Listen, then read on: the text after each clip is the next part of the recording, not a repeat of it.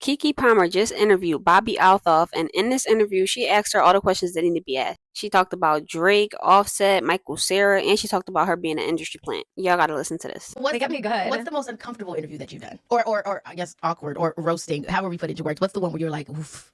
My interview with Offset, he roasted me the whole time. He came. Did you expect this though? Like, did he have the attitude of like, yo, blah blah blah, like when he came in, or was he kind of quiet and then he just came out of nowhere? Oh, it kind of came. There was like a little bit of like before, like we talked and stuff, like with everyone in the room, and it was like pretty normal. I was unexpected. I was like, oh, I don't know. I just was like, oh my goodness, and we kind of just like roasted each other for it. But he's way better at it. I was like, oh my god, I don't know what I got myself into. I always laugh. I always cut it. Offset, I laughed a lot during that interview. I cut out every time I laughed though, because it was like so often we had to switch cameras to him, because like I'm just over there like, oh my god, like it would just be like he'd look down at my legs and be like, your legs are so ashy, and I was like, oh my god, like I am.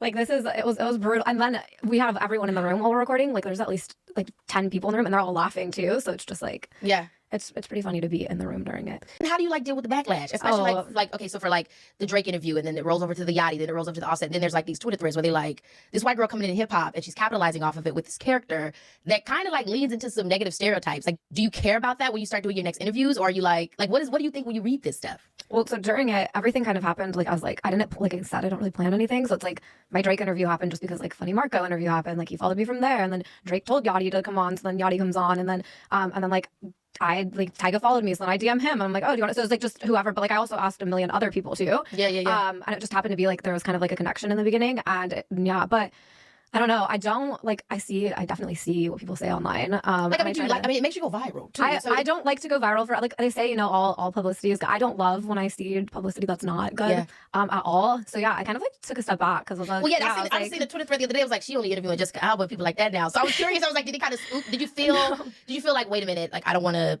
be negative, or was it just like what made you kind of take that step back? The step back was just like my mental health was just not good at all. I mean, I had like my kids. I didn't realize too I had like the worst postpartum anxiety. Like, but I just it sneaks up on you. Yeah, the anxiety of the postpartum. You're like, you don't realize that it's not like I'm like I don't want to be medicated. Like I'm fine. And then I got medicated, and I was like, oh my god, this is how normal people feel. Yeah. So do you think that?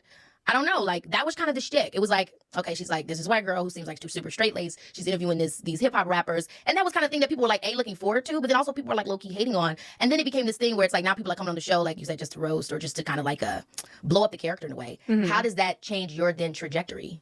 I mean, I think I'm doing like the same thing I was doing in the beginning, which is just anytime I hear a cool name, I'm like, okay, I'll interview them. Yeah. So anytime I find someone that I think would be a good guest, I'm like, okay. And again, I know who I am. I know...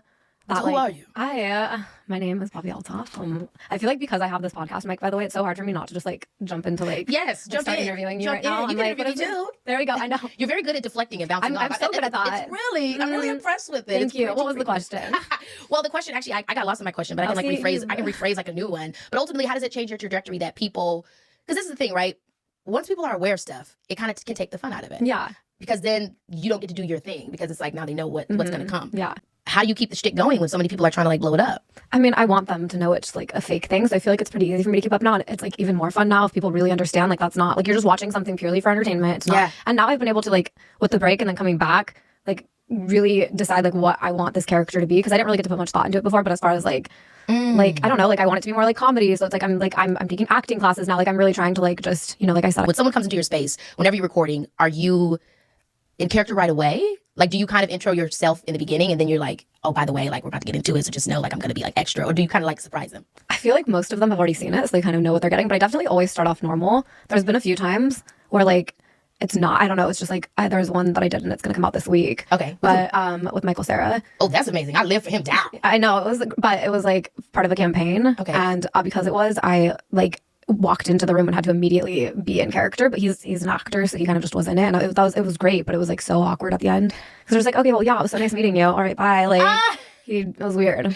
What do y'all think about all this? And as always, if you made it all the way to the end, make sure you click the plus or interact so the algorithm can always bring you back, and look out for the next one, and go subscribe to my YouTube channel. Bye.